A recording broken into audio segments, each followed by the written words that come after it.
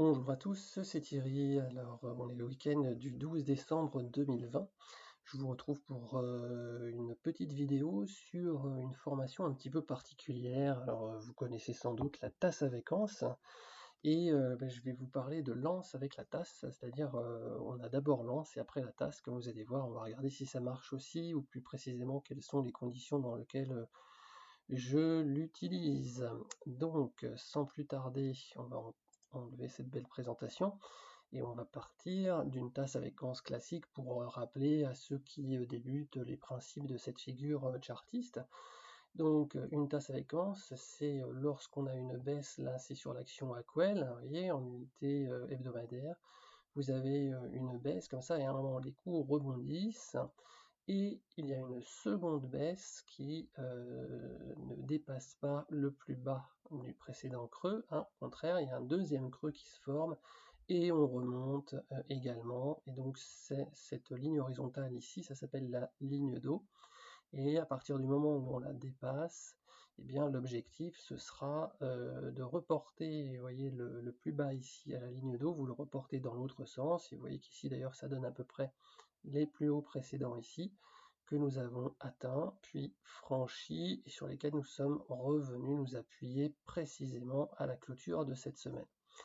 Alors une tasse avec anse, après pour les critères de validation classiques, il y a d'autres choses à regarder, en particulier les volumes. Idéalement, il faudrait que les volumes diminuent lorsqu'on baisse et qu'ils réaugmentent lorsqu'on remonte, à la fois sur la tasse qui est ici et puis sur l'anse qui est ici. Vous voyez, ça donne plus de force à la figure.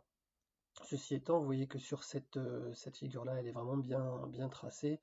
On a bien la tasse ici, on a bien l'anse ici, on dépasse la ligne d'eau, et là vous voyez on a un retour d'appui vraiment sur cette ligne d'eau qui valide l'inversion de polarité, le passage de résistance au support, et là la voie est libre et on explose pour aller chercher le résultat donc qui se trouvait autour des 21. Voilà, ça c'est pour la tasse avec anse classique.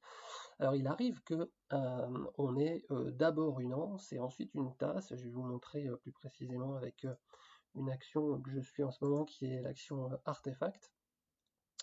Et Artefact, vous voyez qu'on était là aussi dans une tendance baissière puisqu'on descendait des 3 à 80 et on est tombé au plus bas à 0,60, donc on a divisé carrément par 6 le cours de l'action et qu'on peut se demander bien entendu quand est-ce que tout ça va rebondir. Et on voit ici, vous voyez que nous avons un petit peu la même figure que tout à l'heure, sauf qu'on commence par l'anse, c'est-à-dire qu'on a un premier creux ici, mais que le deuxième creux est plus profond. On fait un deuxième plus bas et on va rechercher la ligne d'eau. Et donc la question c'est, est-ce que ce genre de figure-là est valide, puisque normalement dans une tasse avec anse, bon, l'intérêt c'est que vous aviez un plus bas et puis que le deuxième plus bas est un peu plus haut et qu'on commence déjà à avoir des signes d'inversion de la tendance. Alors, moi, je regarde quand même les As avec Tense. Qu'est-ce que j'ai dit là? Les As avec Tense. Les Ans avec Tasse, elle est bien celle-là. Allez, je ne referai pas la vidéo pour ça, vous pouvez rigoler. En tout cas, je les regarde lorsque on a une divergence haussière au niveau d'autres indicateurs comme la MACD. Vous voyez, je vous ai mis ici moi, la MACD que j'utilise, et vous voyez que alors qu'on a un plus bas, encore plus bas sur les prix, et bien au contraire, au niveau de la MACD, nous avons un retournement haussier de la MACD plus haut que le précédent. D'accord? Donc ça s'appelle une divergence haussière. Donc le premier critère qui va me faire regarder quand même les anses avec TAS, c'est la divergence haussière au niveau de la MACD par rapport au prix.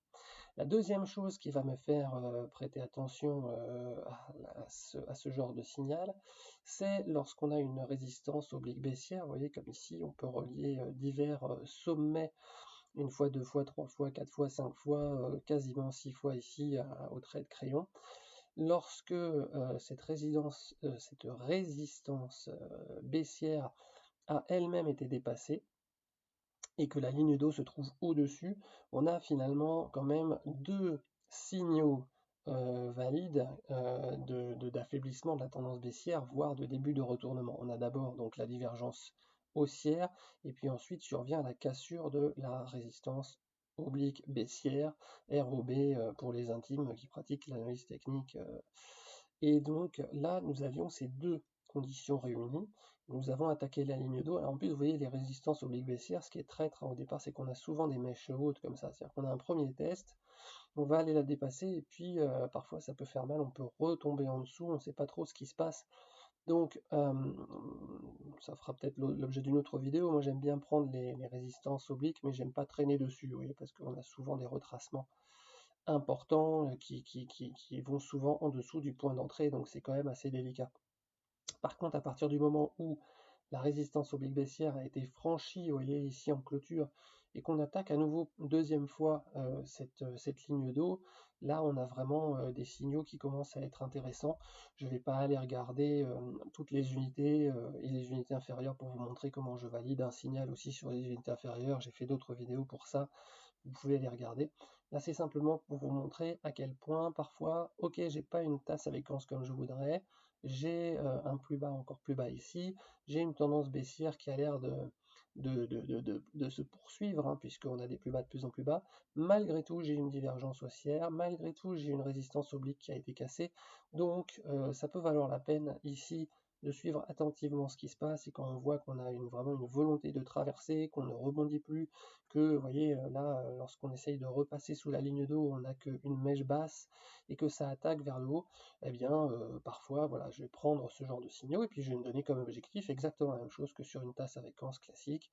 Donc je vais prendre cette distance-là, je vais la reporter ici, et vous voyez que là, on arrive à peu près à la moyenne mobile de 100 périodes sur cette unité-là. C'est là que moi, de toute façon, j'ai pris mes bénéfices au trait de crayon quand j'ai vu que là on hésitait.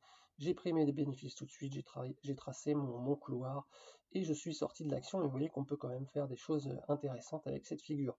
Voilà, donc c'était pour illustrer un petit peu comment je prends cette entre guillemets figure sur laquelle j'ai pris une liberté, hein, puisque vous ne la voyez pas comme ça dans les modèles habituels. Et voilà, dans quelles conditions je regarde avec des divergences haussières, avec la cassure d'une résistance, ben dans certains cas, elle peut donner des résultats intéressants aussi. Je vous souhaite d'excellents trades.